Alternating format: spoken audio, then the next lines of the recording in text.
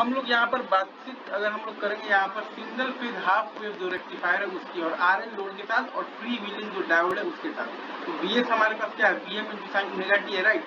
हमारे पास बीएस बराबर है BM into sine omega T है।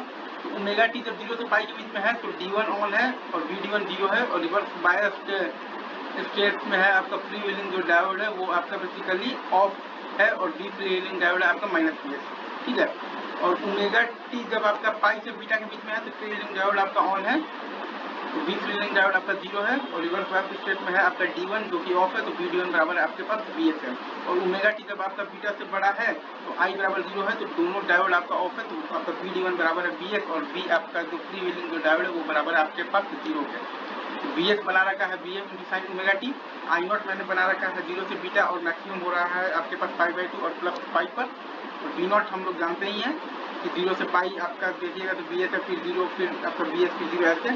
और VD अगर आप यहाँ पर ध्यान से देखिएगा इसको कि हम लोग यहाँ पर कह रहे हैं VD1 मान लीजिए कह रहे हैं, राइट। VD1 अगर आप यहाँ पर थोड़ा सा ध्यान से देखिएगा तो 0 से पाई में तो 0 है और पाई से 2 पाई में अगर आप यहाँ पर देखिएगा तो वो आपके पास BS है, फिर आपके 2 पाई से 3 पाई में 0 है, फिर 3 पाई से 4 पाई में BS है, राइट।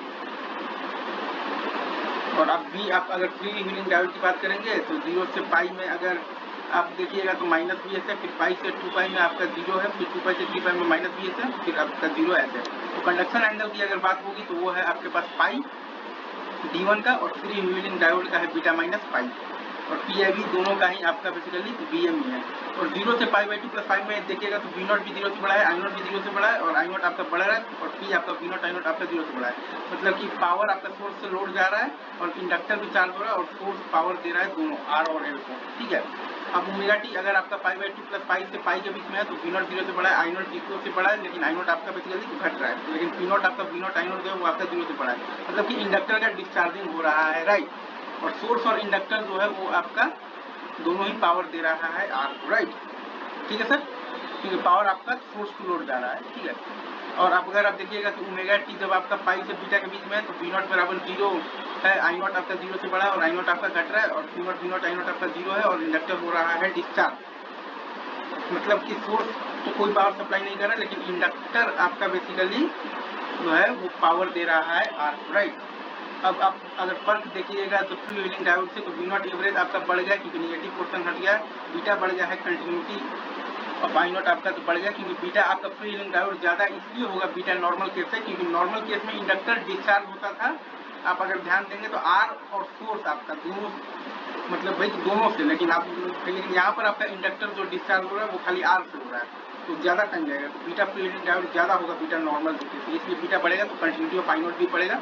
फिर आप ध्यान से देखिएगा तो V0 RMS आपका यहाँ पर तो घटेगा और RMS आपका घटेगा और एवरेज बढ़ेगा तो फॉर्म फैक्टर भी आपका घटेगा, तो आपका रिपल फैक्टर भी घटेगा और इनपुट जो पावर फैक्टर है वो आपका बढ़ेगा। और उसका रीज़न आपका ये है कि हाँ, इनपुट आपका जो पावर फैक्टर है वो आपका बढ़ेगा, राइट। तो और V0 एवरेज हम जानते हैं कि BM बाई आता है पाई और V0 RMS है BM/2, तो I0 एवरेज है आपके पास V0 एवरेज बाई R के बराबर है, लेकिन I0 RMS बराबर नहीं है V0 RMS बाई R के, दैट्स इट, ठीक है। आगे बढ़ते हैं, एक बार आप ये पूरा नोट भी देखेंगे, ठीक है।